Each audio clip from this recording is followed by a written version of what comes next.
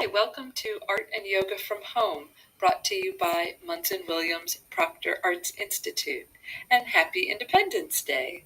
I'm Mary Murray. I'm the curator of modern and contemporary art.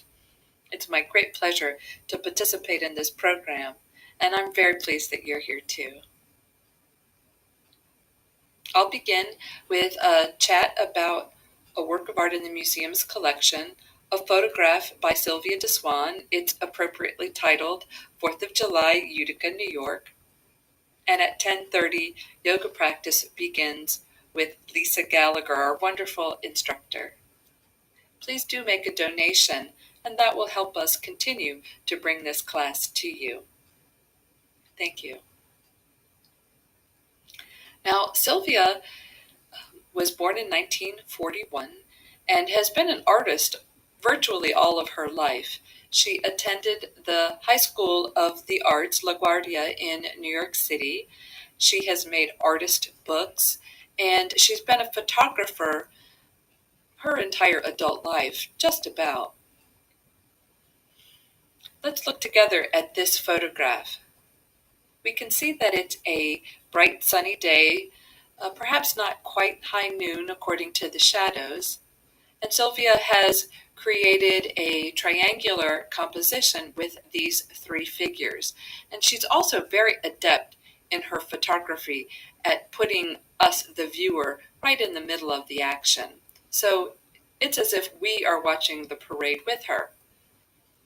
The figure closest to us is a gentleman with a uniform. He's got epaulette on his shoulder, and this wonderful figure at center is all akimbo. She's a gymnast or a majorette of sorts, and she is proudly wearing her sash that declares her the 1986 New York State champion.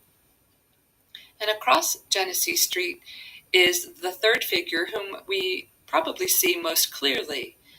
It's a woman who has dark curly hair. She's wearing a striped top and has dark trousers, and her arms are crossed around her middle. And it's somewhat unusual. She is all by herself. We think of parades as being a collective experience. But what's most interesting or unusual about her is that she's not watching the action of the parade at all. Something has distracted her, so it's as if she's looking at something in the sky above. This might be called the decisive moment. That's a phrase that was coined by the great photographer Henri Cartier-Bresson to describe that je ne sais quoi, that moment at which everything coalesces and the photographer is able to capture. As I say, it's as if we're in the midst of the action with Sylvia. I don't think it's giving anything away to tell you that she's really tiny, so she's quite adept at getting in and making herself not seen, but really capturing wonderful moments of human activity.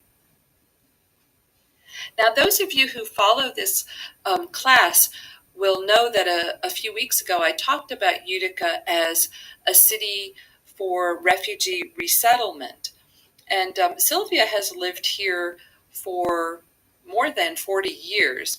And she has recently written an artist statement that is on the website for the Society of Photographic Education. And I'd like to read a little bit of it to you. Sylvia has seen the economic and demographic shifts in Utica over the course of the 4 decades that she's lived here. And she writes, "I never thought that I would end up living the better part of my life in upstate New York. Prior to moving here, I lived in New Orleans, in Mexico City, in New York City, and before that, I arrived as a 9-year-old with my mother and sister at Ellis Island, survivors of the Holocaust, seeking a new life. So I feel quite at home here among these refugees." So you see, Utica is an interesting place for Sylvia, and that she brings a very interesting perspective to this kind of patriotic display. She made a series of images in the 1980s about um, moments like Fourth of July parades or Memorial Day services.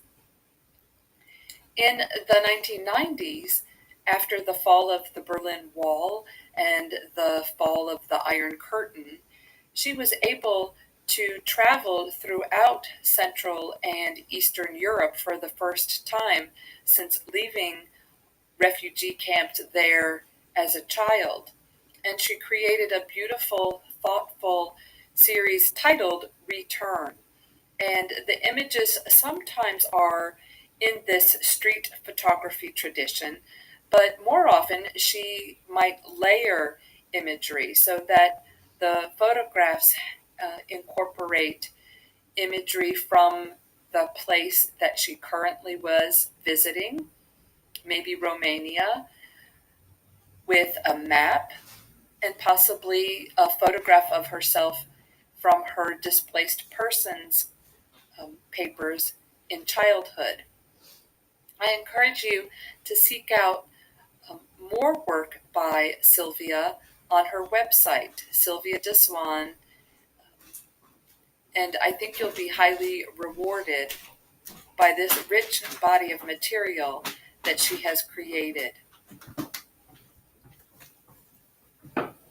Until next time, I wish you good health and good spirits.